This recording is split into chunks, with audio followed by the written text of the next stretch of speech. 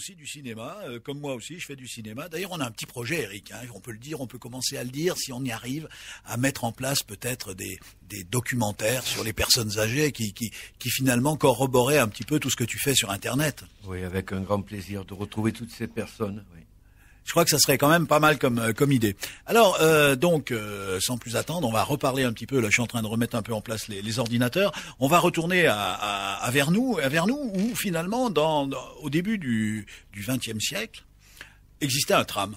Ce tram qui a été déclaré d'utilité publique le 14 avril, la veille de mon anniversaire.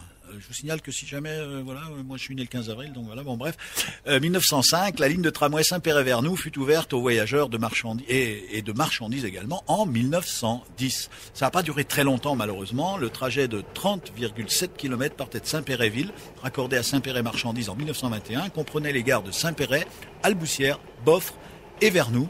Les stations du Fringuet et de la Justice, je pense que tu connais, c'est le col de la Justice, hein, c'est ça là-bas. Voilà, d'accord. Les haltes, oui, parce qu'il fallait quand même que ça monte un peu, hein, malgré tout.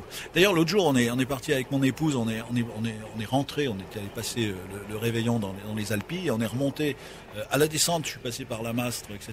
Elle a été malade dans la voiture, et en remontant, on est passé par Vernoux. J'ai dit attends, on va passer là, c'est quand même plus direct, plus agréable. La route tourne beaucoup moins. Effectivement, elle n'a pas été malade, donc c'est un signe que la route est nettement meilleure en passant par Vernoux. Donc, si jamais vous venez jusqu'à Radio des Boutières, passez par Vernoux finalement, hein, depuis la vallée du Rhône, et vous arrêtez à Vernoux, voir un petit peu les Vernousins qui sont des gens extrêmement sympathiques. Donc, le trajet de 30,7 km passait par toutes ces haltes et ces gares, et il y avait des arrêts facultatifs au Sauzet et à Châteauneuf de Vernoux. C'est bien ça. Eric confirme. Alors donc, l'arrêté préfectoral, la vitesse était limitée à 25 km/h. C'est vrai, c'est fou quoi, je veux dire, à l'époque, et c'était une vitesse hyper rapide pour l'époque, parce qu'autrement on allait à cheval quoi, hein, c'est vrai.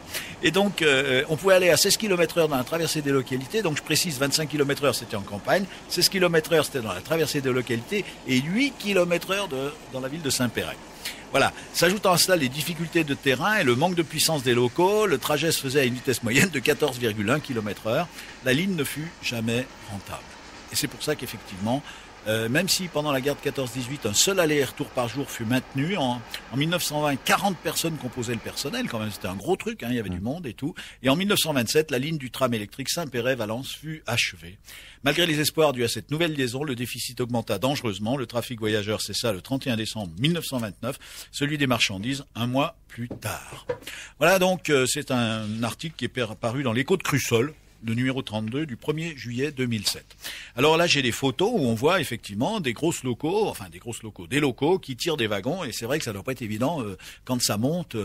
On comprend que finalement ça ne devait pas aller très très vite, mais c'est toute une histoire. Et toi, Eric, tu as connu la gare de Vernoux, parce qu'il y avait une gare.